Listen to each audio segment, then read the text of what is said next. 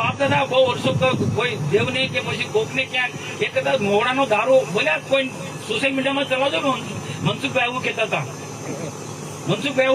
કોઈ પ્રસંગ હોય, કોઈ વાર તહેવાર હોય, કોઈ દેવને ચડાવવો હોય દારૂ તો ઘરે મોવડાનો બનાવો ને તેનો પ્રસાદી તરીકે લો તો આ મહારાજ છે એવું ના કહેવાય, પણ મારા તરફથી થોડું છૂટ આપું, કારણ કે બધું બંધ નથી થવાનું.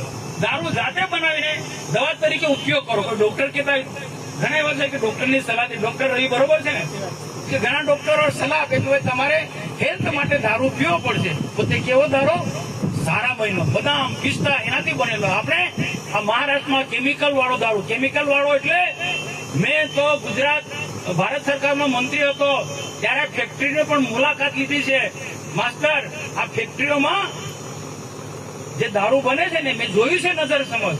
દારૂને સ્ટ્રોંગ બનાવવા માટે કેમિકલ ની બોટલ આવે છે આટલી, એક પાટની અંદર નાખે તો, અને આપણા લોકો એ પીએ, ભો કડક, ભો હું પથરો કડક, હું કડક. અરે માણસનું જીવન શરીરને ખતમ કરી નાખે.